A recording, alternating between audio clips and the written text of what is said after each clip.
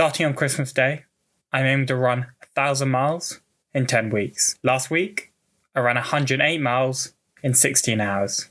But it really didn't start off well. So let me take you through the week.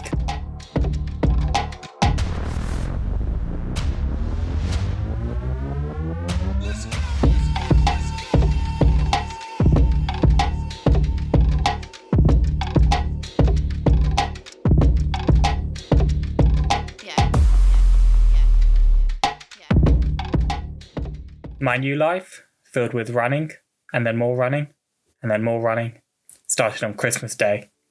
It's a life where on average I need to run 23 kilometers a day for 70 days. So yeah, hopefully it's going to be good fun, but also a massive challenge, probably the biggest challenge I've ever taken. So let's just hope I don't become a running ball. Yeah, we all know them. But anyway, the plan for my first run on Christmas morning was a cool marathon following the coast and then over the South Downs National Park. But unfortunately, like many things in life, it really didn't go as planned. The reality really didn't meet expectations.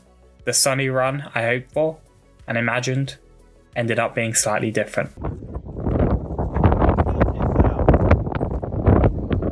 I woke up early and drank the only thing that tempts me out of bed in the morning, coffee, and was off into the cool dark.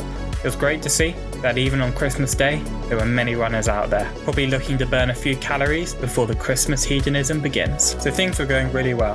There's just something so exciting about being up when other people are probably nicely tucked in bed. Until I felt something that every runner dreads, a dull ache behind the knee. Unfortunately, an ache that only got worse as I continued running. Past me, when I thought it, and grinded out the rest of the route. But I decided to cut my ambition short and made the sensible decision to quit halfway instead. Only slightly encouraged by the fantastic weather.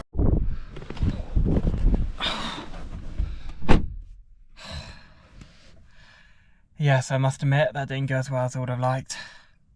My first run, and I'm already slightly injured. Yeah, it's not good. I could have kept going. Basically, I had an ache in my back of my leg, and I've had it since my last long race. It just wasn't really getting any better. It wasn't getting particularly any worse, but I don't think it's worth pushing the whole way. The original plan was to do a marathon, but yeah, I did the minimum, which was 23 kilometers. And I call it a day. I'll try to rest up as much as I can today, and then tomorrow we run again. The lesson here is this: plans are just plans. Sometimes it's smarter to cut a run short than do unnecessary damage to yourself. And when this challenge is going to last 70 days, hopefully I can make up the distance another time. I was pretty apprehensive going into the second day, but after some solid massage gunning and some decent stretching, we were away. And luckily, the pain wasn't as bad. It's so strange that some days you feel terrible, and the next day you feel great, so never give up. On Wednesday, I jumped on the treadmill to stop Storm Garrett from pushing me around.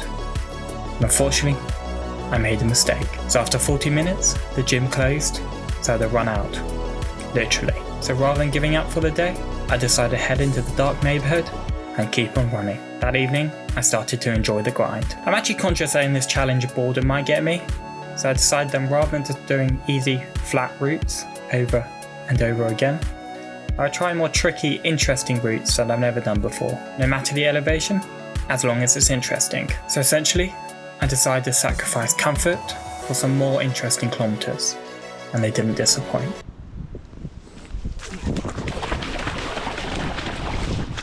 However, as usual, we have some issues. Firstly, the ground was caked in mud. I didn't bring trail shoes, mainly because my road shoes are more comfortable. But this did mean I was slipping around like I was on an ice rink. And secondly, well, it's probably easier that I show you the clip. Yeah, I kind of messed up here. I haven't really eaten enough today, so with 10k left to go, my body's alright, but I'm pretty knackered.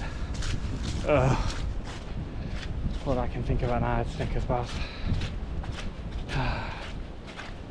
I always make the same stupid mistake. Okay, all that's got to do was keep on grinding on. So yeah, no matter how much running I'm doing, I'm still learning the same mistakes. So after all the excitement the previous day, decided to do an easy run on the Friday, and also drank a little bit too much that night. So while slightly hungover, on Saturday, I stumbled around London and it was pretty rough. Alright, we're on a Saturday's run. Oh, I'm exhausted. My legs feel like lead. Just trundling along, barely hitting 7-minute kilometers, but there's nothing to do but just keep on going and get to the end and move on my day. So lessons were learned here. If I'm going to be successful in this challenge, I'm going to have to stay away from the alcohol. That's actually quite sad, because I do like a whiskey and I do like a party. However, we ended the week on a high with a great run on New Year's Eve, once again running around London with a great friend and a great runner. So that's a week. It didn't start off well, but it ended well. And that just goes to show, sometimes you just have to keep on going. But to be honest, I'm pretty hesitant about next week. I'm going to have to double down on the stretching and really work on recovery, as I can start to feel weaknesses crop up. And by weaknesses, I mean my old nemesis, my right ankle. But anyway, I hope to see you next week for another update. Fingers crossed.